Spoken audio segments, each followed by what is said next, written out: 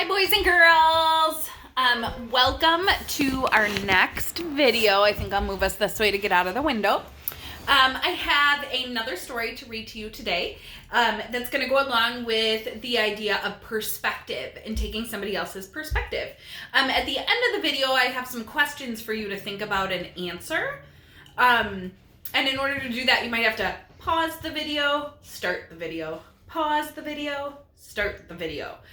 So you might want to ask a grown-up how to do that before we get started, okay?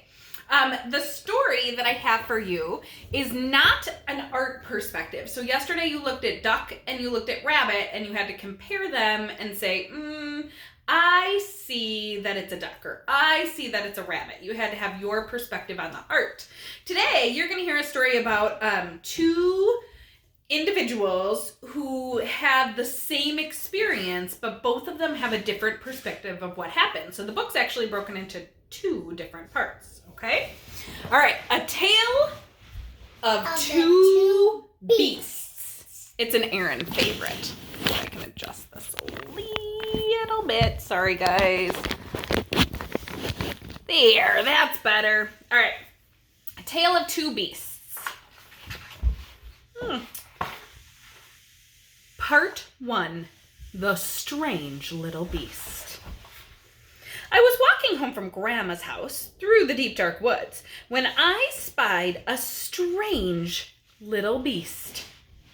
He was stuck up in a tree and whining sadly.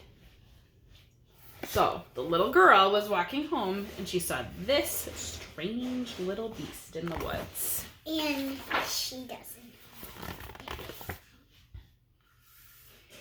So I decided to rescue him. Veep!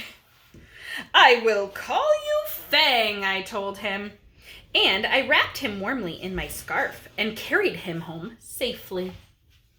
So there she is taking him.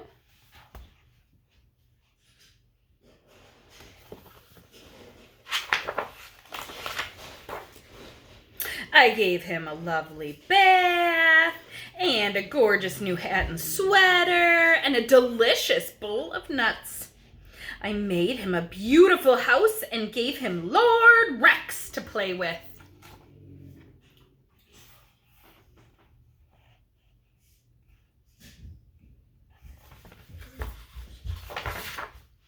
I took him out for lots of long walkies to keep him fit and healthy.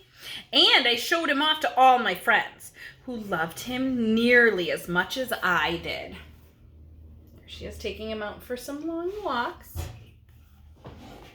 Showing him off to her friends.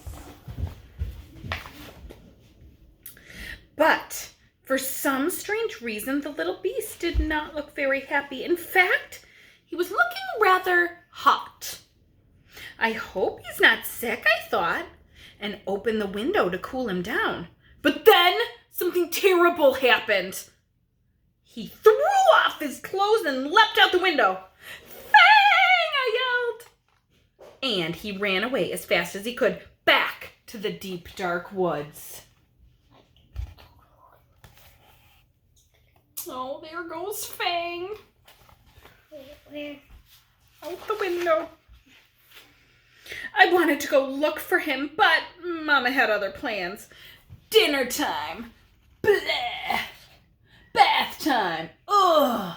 Bedtime. Grr. All the things she doesn't want to do.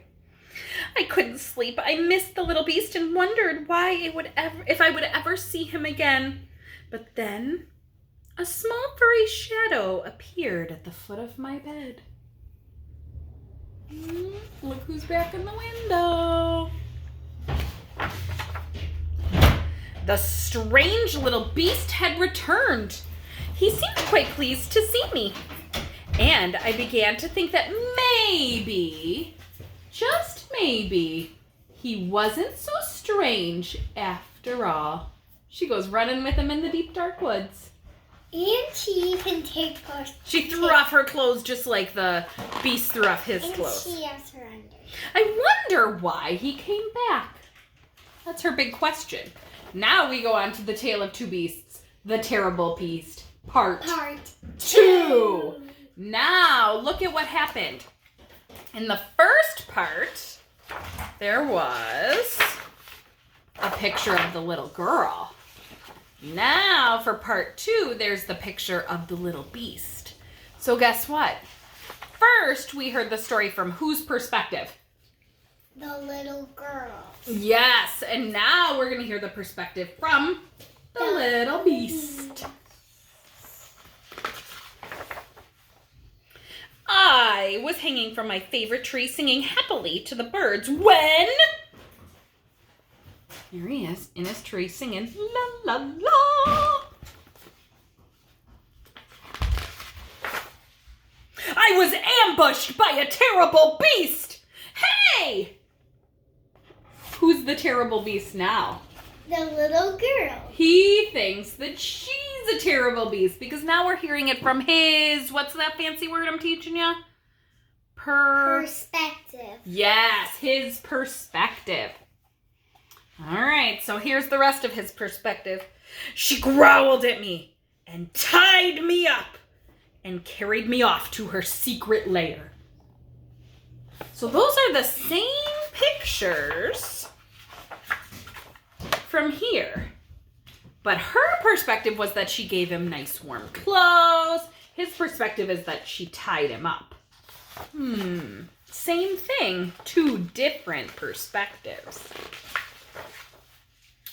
She made me disgustingly clean and dressed me up in a ridiculous hat and sweater and tried to make me eat squirrel food.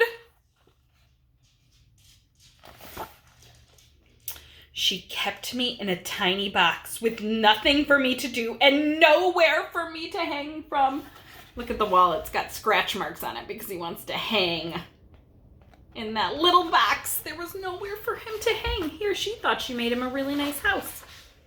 She made me walk backwards and forwards and backwards again for no reason whatsoever.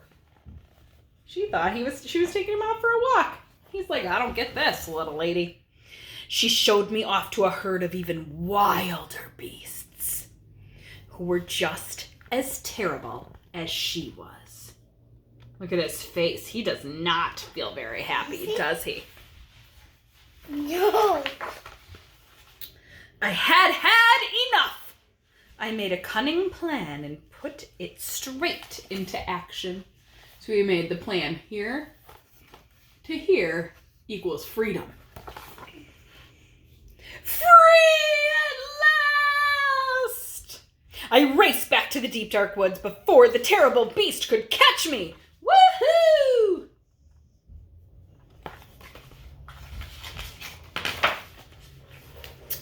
It was peaceful in the deep dark woods. A bit too peaceful, perhaps. And also a bit wet. In weather like this, one could do with a nice warm hat.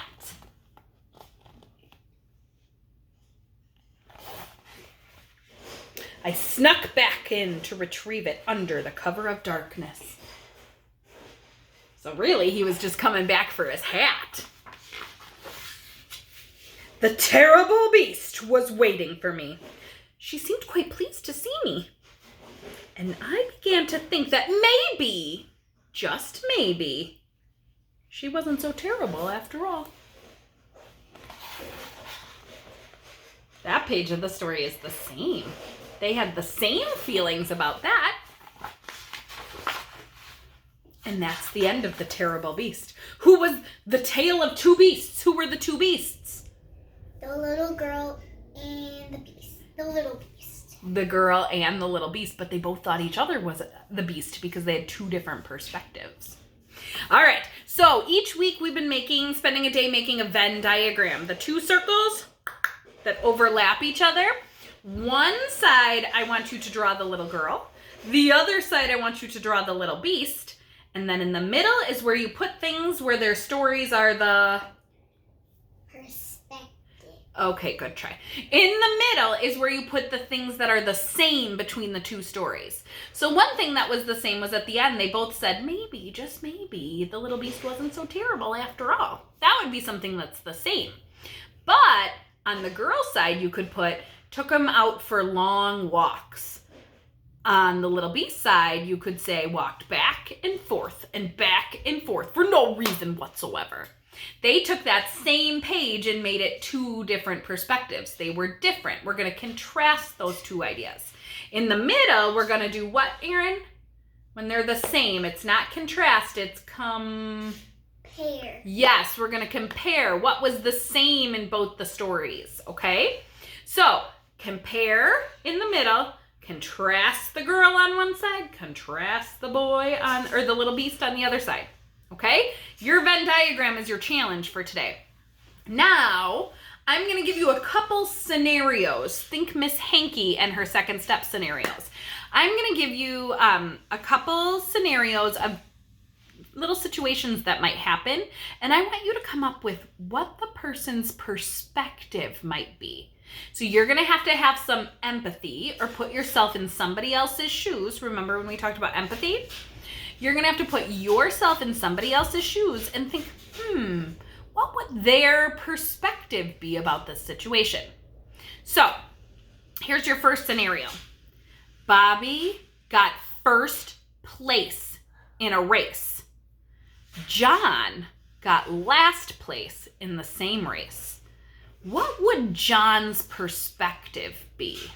You can hit pause. Erin, what do you think John's perspective would be if he got last place? Sad. Would he think that race was the best day of his life? No. No. How would his perspective be different than the kid who got first place, Bobby? Horrible. He would feel horrible about the race, where Bobby would probably think it was the best day. Yep. So one person it could be the same race, but each person has a different perspective about it. Okay, here's another one. Nora is allergic to peanuts. Sally brought in peanut butter cookies for her birthday. What's Nora's perspective about the peanut butter cookies? You can hit pause. Scared? Yeah, Nora might feel a little bit scared. She might feel nervous. She might feel sad. Think about it. Birthday treats are supposed to be something that you get excited about, right? Nora's not going to be feeling excited because she's like, I can't eat that cookie. That stinks. So she'd have a different perspective than me, who would say, bring on the peanut butter cookies because I'm not allergic, right? Here's another one. Kate loves to play Barbies. Lucy loves to play outside. Kate brought all of her Barbies over to Lucy's house for a play date. How do you think Lucy feels? Lucy's the one that likes to play outside. Sad. You can hit pause. So Erin thinks she would feel sad. Why would she feel sad, Erin? Because her friend's not letting her play something that she really likes to do. Well, and maybe this would be a good opportunity to compromise, right? We've talked about compromise before, where you say, Kate, I know you brought all your Barbies over to my house. Maybe could we play outside and then play with Barbies? Or if I play with Barbies with you for a little while, then do you think we could spend some time outside? I think that would be a good solution where both of them could have a good perspective about the play date, even though it's not the way that they originally thought it would be. All right, here's another one. Joey loves to give hugs. Arnold likes personal space. What is Arnold's perspective when Joey goes in to have a hug? Mad. You can hit pause. Mad. Okay, so Erin thinks Arnold might feel mad. Why would he feel mad? Because he doesn't like really close people to him. Okay, he doesn't like people that are really close to him, so he might get angry. Another word I'm thinking of is uncomfortable. Like somebody goes in for a hug and you're like, it's my personal space. I don't know if I'm okay with this. You're feeling uncomfortable, right? That would be a good perspective or a good way to explain Arnold's perspective. Next one. Sam got knocked into at recess because someone was playing rough and running around the playground like crazy. What is Sam's perspective? Hit pause. Aaron, what's Sam's perspective? Hurt. Oh, he might be feeling hurt. He also might be like, man, can you please just calm down at recess? He might be feeling frustrated that people aren't looking where they're going. That's his perspective of recess, where other people might not have gotten knocked down and they might have thought recess was wonderful. You can have different feelings about the same situation. It's called your perspective. All right, last one. Shelly did not get invited to a birthday party. Hit pause. What's Shelly's perspective? Sad. You think Shelly's feeling sad? I think Shelly might be feeling sad too. We're left out. Everybody else might come back talking about the birthday party like it was the best thing ever. But Shelly's not going to feel that way. She's going to feel left out and disappointed. So same situation of the birthday party, but people can have different feelings about the same situation. That's called everybody's perspective. You each have a perspective. You have a perspective right now about being at home every day. How are you? What's your perspective about being at home every day, Aaron? Happy. Aaron's happy. Mrs. Sullivan gets a little anxious or I get a little worried sometimes. I'm like, how are all my kiddos doing? I miss my kiddos. Real happy to be home with this one most of the time. But I also think about you guys a lot too. So we have different perspectives about the same thing. I want you to think about some other people's perspectives when you're going through your day. What's mom's perspective about being at home with you? What's dad's perspective? What is grandma or grandpa's perspective if they're not getting to see you as much? Maybe think of some empathy of how other people are feeling right now. All right? I know what empathy is. You know what? I hope you do know what empathy is. Empathy is really important for all friendships and getting along with other people. Go ahead, Erin. What's empathy? It's how you feel. You feel the same as the other person. Or it's just understanding how the other person feels, right? Understanding other people's perspectives. Mm-hmm. All right. I will see you guys tomorrow. Get that Venn diagram done and think a little bit about other people's perspectives. Bye, guys. Bye.